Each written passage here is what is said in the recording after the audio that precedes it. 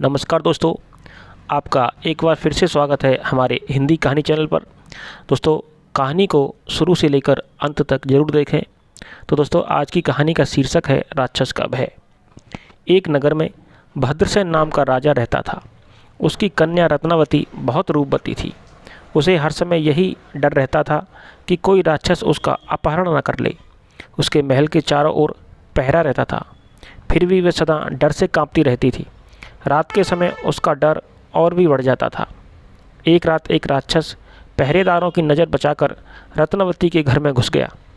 घर के एक अंधेरे कोने में जब वह छिपा हुआ था तो उसने सुना कि रत्नावती अपनी एक सहेली से कह रही है, यह दुष्ट विकाल मुझे हर समय परेशान करता रहता है, इसका कोई उपाय कर।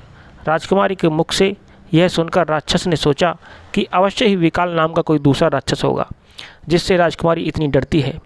किसी तरह यह जानना चाहिए कि वह कैसा है, कितना बलशाली है। यह सोचकर वह घोड़े का रूप धारण करके अश्वशाला में जा छिपा। उसी रात कुछ देर बाद एक चोर उस राजमहल में आया। वह वहां घोड़ों की चोरी के लिए आया था।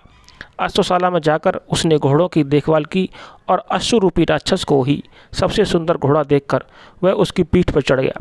अश्वरूपी राक्षस ने समझा कि अवश्य ही यह व्यक्ति विकाल राक्षस है और मुझे पहचान कर मेरी हत्या के लिए ही मेरी पीठ पर चढ़ा है। किंतु अब कोई चारा नहीं था। उसके मुख में लगाम पड़ चुकी थी। चोर के हाथ में चाबुक थी। चाबुक लगते ही वह भाग खड़ा हुआ। कुछ दूर जाकर चोर ने उसे ठहरने के लिए लगाम खींची, लेकिन घोड़ा भागता ही गया। उसका वेग कम होने के स्थान पर बढ़ता ही गया। तब चोर के मन में शंका हुई, यह घोड़ा नहीं बल्कि घोड़े की सूरत में कोई राक्षस है जो मुझे मारना चाहता है।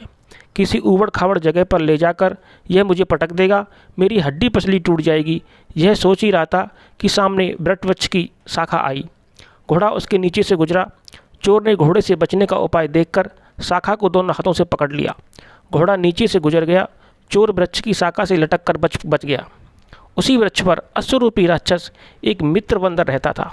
उसने डर से भागते हुए अश्वरूपी राक्षस को बुलाकर कहा, मित्र डरते क्यों हो? यह कोई राक्षस नहीं बल्कि मामूली मनुष्य है। तुम चाहो तो इसे एक क्षण में खाकर हजम कर लो। चोर को बंदर पर बड़ा क्रोध आ रहा था। बंदर उससे दूर ऊंची शाखा पर बैठा हुआ था, किंतु उसकी लंबी पूंछ चोर के मुख के सामने ही लटक रही थी। चोर ने क्रोधवश उसकी पूंछ को अपने दांतों से भींचकर चबाना शुरू कर दिया। बंदर को पीड़ा हुई तो बहुत हुई, लेकिन मित्र राक्षस के सामने चोर की शक्ति को कम बताने के लिए वह वहाँ बैठा ही रहा। फिर भी उसके चेहरे पर पीड़ा की छाया साफ नजर आ रही थी।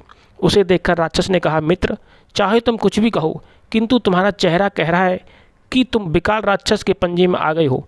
यह कहकर वह वहाँ से भाग खड़ा हुआ। दोस्तों, आज की कहानी आपको कैसी लगी कमेंट्स करके हमें ज़रूर बताएं।